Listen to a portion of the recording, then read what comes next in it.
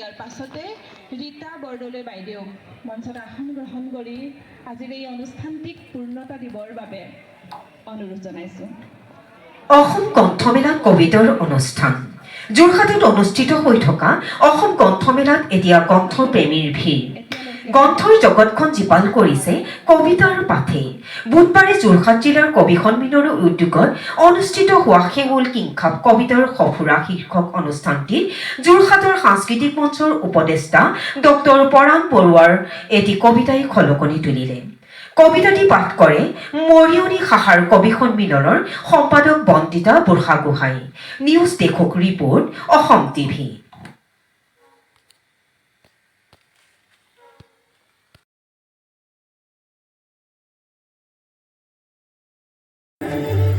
ছাৰৰ এটি কবিতা। কবিতাটিৰ শিৰোনাম হৈছে ব'ল এতিয়া উভতি যাওঁ। ব্যস্ত ৰাজপথত মানুহবোৰ দৌৰিছে। এটা ষ্টপেজত ৰৈ মই চাই আছো। মানুহবোৰ দৌৰিছে, দৌৰিয়া আছে। কাৰো মাতবোল নাই, কাৰো কথা বতৰা নাই, কেৱল দৌৰিছে। মানুহবোৰ দৌৰিছে। ঘৰৰ ভিতৰে বাহিৰে অফিচ কাছাৰীত হাট বজাৰত দৌৰিছে, হস্পিটালত দৌৰিছে, ৰেল বাছ ষ্টেচন বিমান ঘাটিত দৌৰিছে। এফালে শব্দ, আনফালে মই বাকৰুদ্ধ আছি।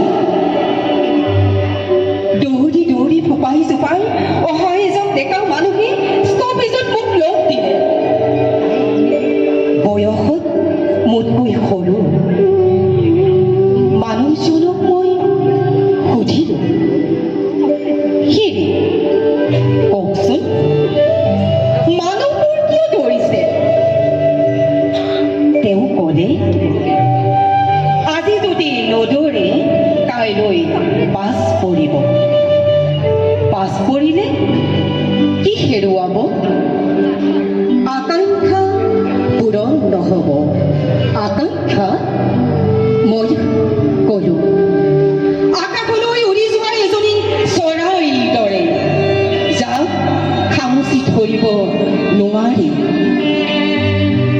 মানুহজনক মই আকৌ সুধিলো, আপুনি কিয় এই ঠাইত ৰৈ গ'ল? উত্তৰ, দৌৰি দৌৰি মই ভাগৰি পৰিলো।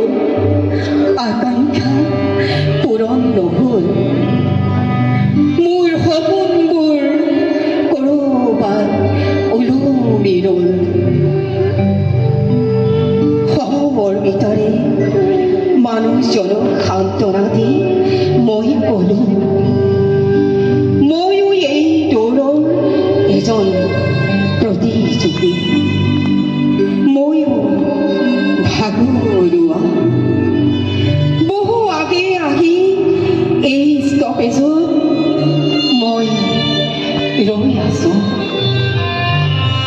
আপুনি মোৰ সহযাত্ৰী। ব'লক এতিয়া আমি